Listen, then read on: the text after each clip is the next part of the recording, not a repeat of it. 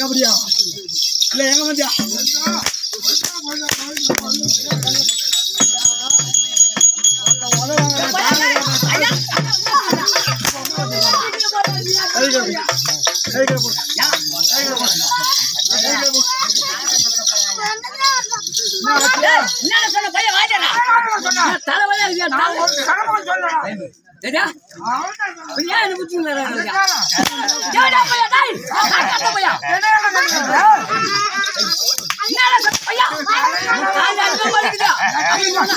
ஜாடி சரி ஏன்டா கேட்டு வாங்கிக்கிறேன்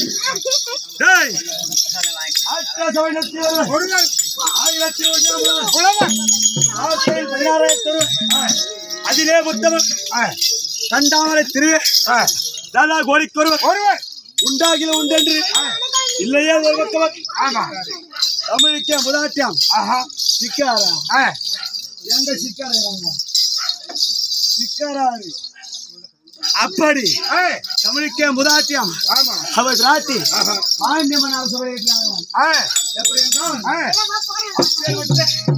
சபையிலே அவை பிராட்டியாக பட்டவர் பாண்டிய சபை கண்டுகளுக்கு வருகின்ற ஆற்றில் இந்த அவை பிராட்டியோடு புலமையை சோதிப்பதற்காக வேண்டி முருகப் பெருமான் ஒரு மாட்டுக்கார வேலனாக உருவான தரித்து இருக்கின்ற காலத்தில் இந்த அவை பிராட்டி வருவதை கண்டு இந்த முருகப் பெருமான் இந்த அவை பிராட்டி என்ன கேட்கிறாரு, பாட்டி வெகு தூரம் நட சாரதியாக வருகிறீங்களே, உங்களுக்கு ஞாபகச்சி ஏற்பட்டிருக்கும் பாட்டி, ஆகையால் வேண்டி பழமானது புசிக்கிறீர்களா அப்படி என்று கேட்கின்ற காலத்திலே பார்த்தார் அவை பிராட்டி, குழந்தாய் நான் வெகு தூரம் நடந்து வருவது என்ன உண்மைதான், ஞாபகச்சி ஏற்பட்டது என்ன உண்மைதான், ஆகையால் வேண்டி கனியை படித்து போட்டு சொல்றாங்க அவை பிராட்டி. பார்த்தார் முருகப்பெருமான் என்ன சொல்றாரு இந்த மாட்டுக்கார வேலன், என்னமா பாட்டு உங்களுக்கு சுட்ட பழம் வேண்டுமா, சுடாத பழம் வேண்டுமா, இல்லை சுடாத பழம் வேண்டுமா, ஆமா கேட்க பார்த்தார் அவை பிராட்டி, பச்சை பசேல் என்று இருக்கும்படியான இந்த விருட்சத்திலே எப்படி சுட்ட பழம் வரும், அதனால் வேண்டி இந்த அவை பிராட்டி என்ன கேக்குறாங்க, பழம் எனக்கு கனிந்த சுட்ட பழத்தை பறித்து போட்டு சொல்ல பார்த்தார் முருகப்பெருமான் ஒரு நாவல் விருட்சத்தின் கிளையை பிடித்து ஒரு அசைக்கிய போது அது இருக்க முடியாது,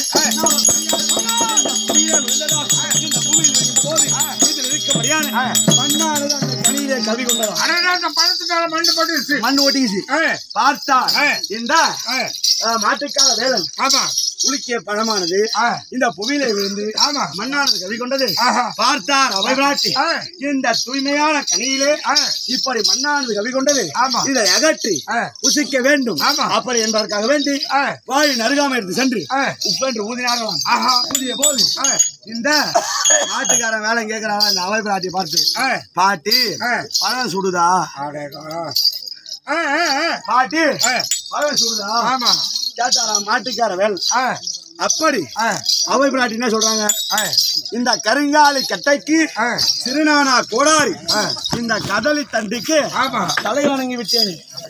எப்பேற்பட்ட புலவருடைய கர்வத்தை அடக்கின அவை பிராட்டி சின்னஞ்சிறு மாட்டுக்கார வேலன் கேட்ட கேள்வி பதில் சொல்ல முடியல. அப்படி மாட்டுக்கார வேலனுக்கு ஒப்பா வந்திருக்க சபையில அடியன் சிறிய ஒன்று தெரிய சபா வணக்கம் இவர் விளக்கத்தை இப்ப சொல்ற ஓடியா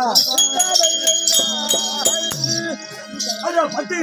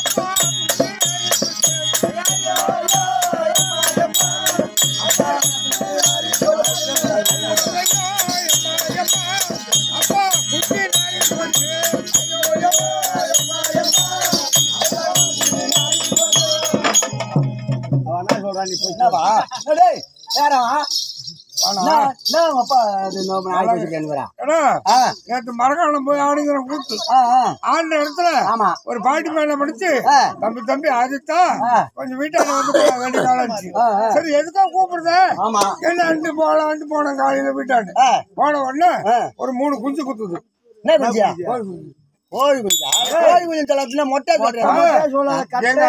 எங்க அம்மாவுக்கு குஞ்சுன்னா ரொம்ப பிடிக்கும். குஞ்சுன்னா ரொம்ப பிடிக்கும். கோயில வாங்கி போட்டு பாக்கமானா கோழி குஞ்சு எங்க அம்மாவுக்கு ஒரு குஞ்சு எங்க அப்பாவுக்கு ஒரு குஞ்சு எந்த ஒரு குஞ்சு நாக்கெல்லாம் ஈத்து பிடிச்சா அறக்க போற மாதிரி கோழி குஞ்சு அது போல சொல்லணும். எப்பா குஞ்சு கொஞ்சம் ஜாகிரதையான தீனி போட்டு வளர்க்கறது.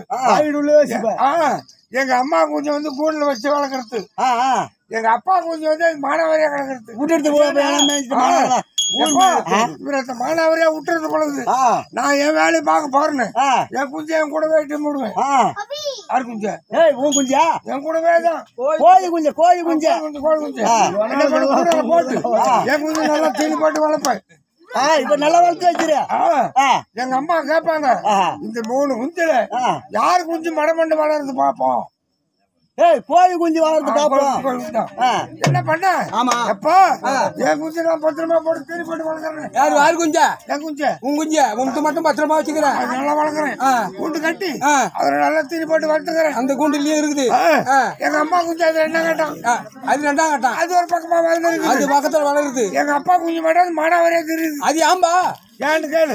எங்க அப்பா என்ன பண்ணாது கவனிக்கிறது கிடையாது. அந்த குஞ்ச அது மேல கவனமே வைக்கிறது கிடையாது. அவரு பாட்டு போறது ஒரு பாட்டு வர்றது. ஆமா இதே தொழில் இருந்தாரு எங்க அப்பா. அதே தொழில் இருக்கிறாரு. அப்பா ஒரு நாள் என்ன பண்ணாரு எங்க வெளியே போய் வர்றாரு. என்னடா இது அப்பா கொஞ்சம் காணமே அப்படின்ட்டு எங்க அம்மா என்ன பண்ணுது எங்க பார்த்தாலும் தேடி வராங்க. யாரு குஞ்சு அப்பாவுதே எங்க அப்பா கொஞ்சம் ஊர் புறம் தேடிக்கிறாங்க. நான் கொஞ்சம் கோழி குஞ்சு எங்கேயும் கிடைக்கல. நான் சந்தைக்கு போயிட்டு திரும்பி வரேன். எங்க சந்தைக்கு போய் வரேன்.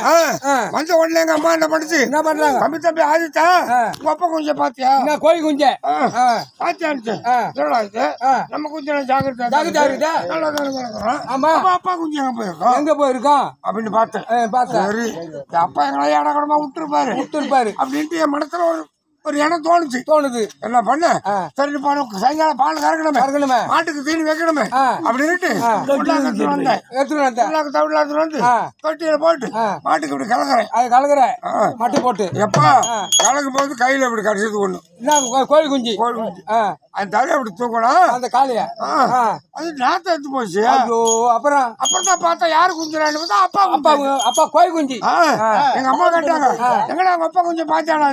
எம்மா சொல்லு, அப்பா குஞ்சு நாரி போச்சு. அந்த கோய் குஞ்சு நாரி போச்சு சொன்னேன். உடனே எங்க அம்மா வந்துருச்சு, கோவம் வந்துருச்சு. என்னடா இது நீ குஞ்சு நல்லா இருக்குது, அப்பா குஞ்சு மட்டும் ஏன் நாரி போச்சு? அப்பா கோய் குஞ்சுடா, அப்ப கோய் குஞ்சு. அந்த குஞ்சு அவர் பத்திரமா வச்சிடல. பாத்து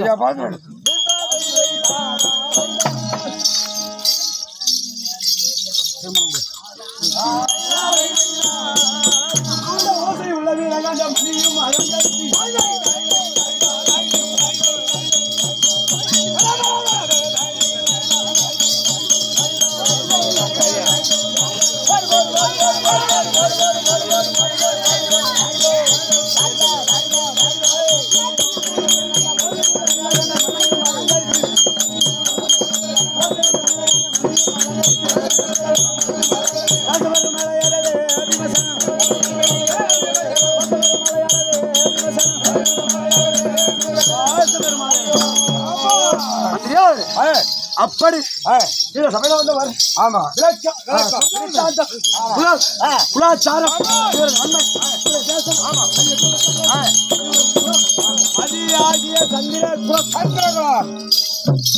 மதியாகிய சந்திரகுலத்தில் எப்படி உற்பத்தி ஆகிறார்?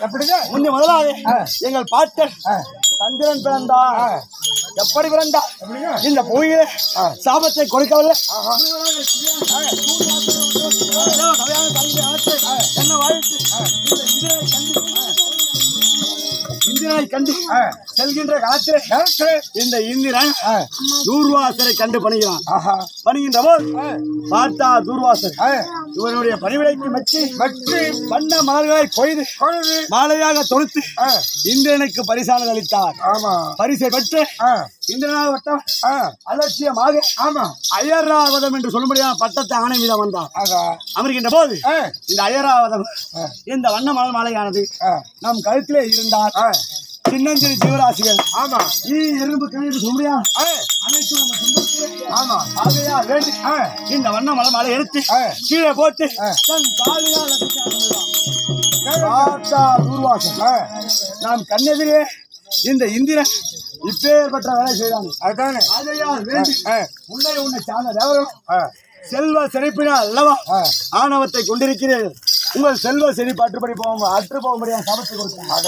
சாபத்தை பெற்று இந்த தேவர்கள் என்ன செய்கிறார்கள்? மகாவிஷ்ணுவிடம் முறையிடும் போது பார்க்கிறதை பண்டமாக நாகத்தை காம்பாக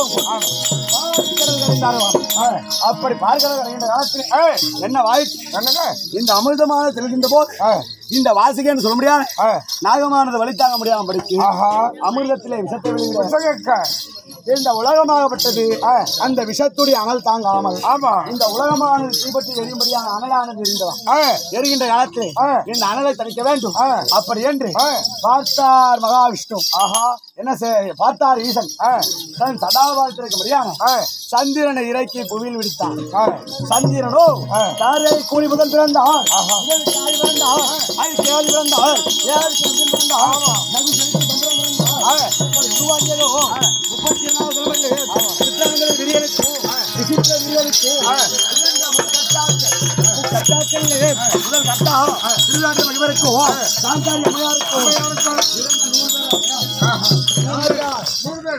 முதலாக